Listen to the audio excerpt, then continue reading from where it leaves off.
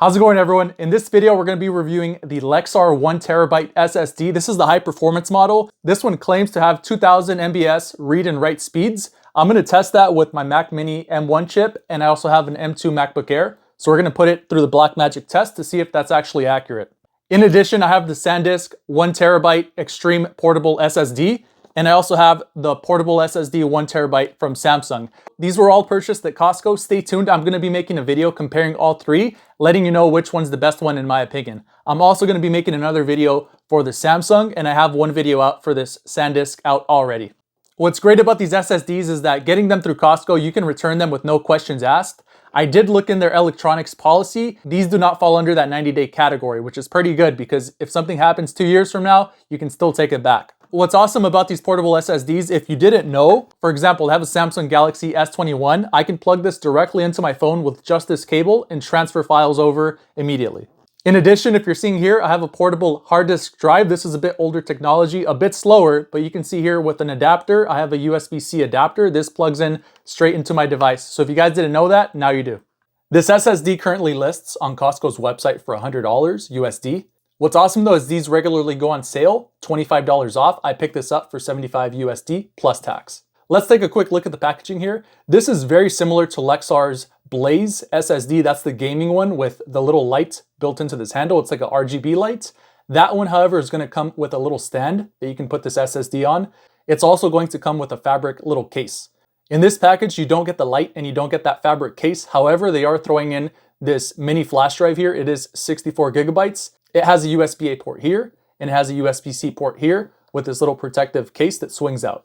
This is going to be a bit slower at 130 MBS. However, this is very portable if you want to throw it in your backpack for any smaller documents. What's very tricky about these SSDs, this is USB 3.2 Gen 2.2, which is going to give you very fast speeds. However, a lot of devices don't have this very specific compatibility through the ports. The result is that you're going to have limited speed. The ones that you can find it on more regularly are gaming laptops and PCs. However, most of us don't have those. What I'm going to do for confirmation is my M1 Mac Mini has a USB-A port and it also has a Lightning 4 port, and then I'll test it on my M2 as well through Blackmagic to see if we get anywhere close to these speeds or if it's limited at 1000 MBS. Here's the back packaging. Feel free to pause if you want to read this over in detail. And we do have a 5-year limited warranty there. And then made in China, and here's your item number if you are trying to find this at Costco. Let's open it up.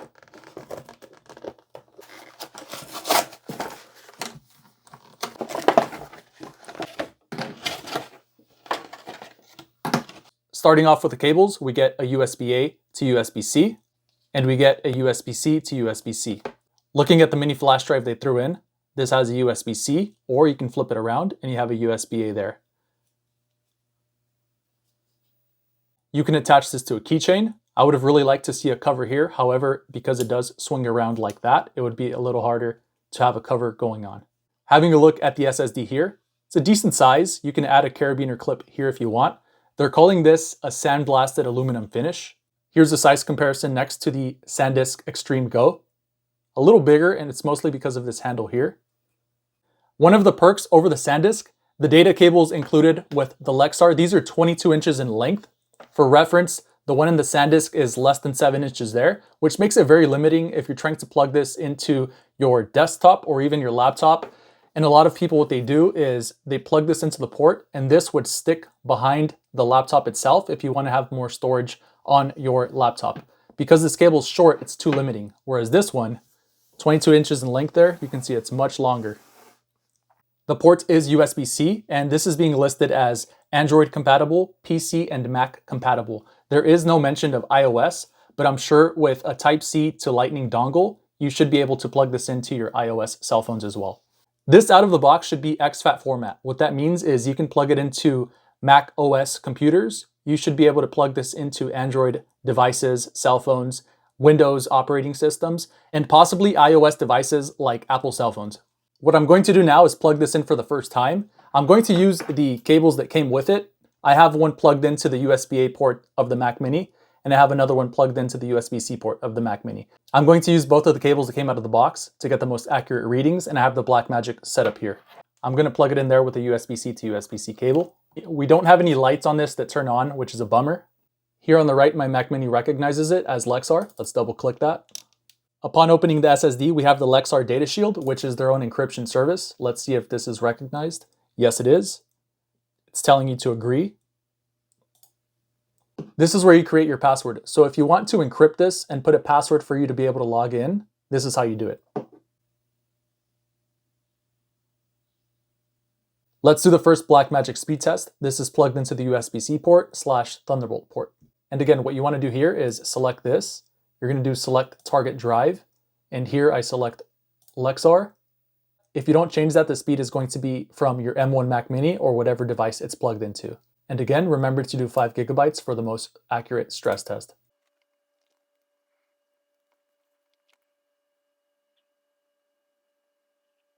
What we're seeing here is that it's getting nowhere near that 2000 MBS claimed speed. The reason that is, most devices don't have the USB 3.2 Gen 2x2. The result is that we're getting limited speeds here, which again, this is still a great device, but you're getting nowhere near what's advertised, unfortunately. For the next test, I'm plugging this into the USB-A port on the M1 Mac Mini. You can expect the speed to be significantly lower, but I'm still going to do it nonetheless. And again, we want to make sure that we're doing the proper device. 5 GB test, and let's start.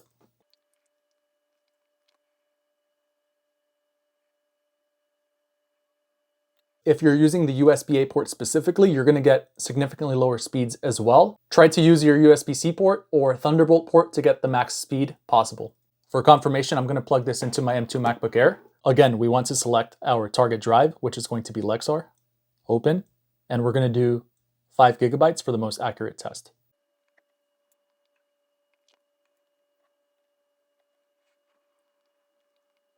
Noticing on the M2 MacBook Air, we're getting slightly higher read speeds. Not much, but it's a little faster. For this smaller flash drive, I'm not going to test the speed. I'm sure it's 130 or somewhere around there. We just saw the Blackmagic speed test there. While this is fast, it's nowhere near the claimed 2000 MBS speed. Reason being, most of the devices that we have don't have the compatible port to get the max speed out of this. The result is going to be that we get almost identical speeds with the Sandisk and even the Samsung.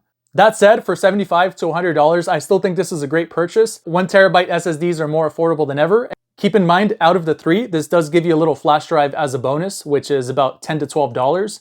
It does also give you a secondary USB-A to USB-C cable. Those are about $15 to $20 right now if you're looking for a premium data cable. So those are 2 bonuses that these other 2 aren't going to offer you. Because this is not considered an electronic through Costco's description, you also have way more than 90 days to return this if something should go wrong. Taking a look here, I'm going to transfer this file over. It's 5.17 GB. Let's see how long it takes for it to transfer over.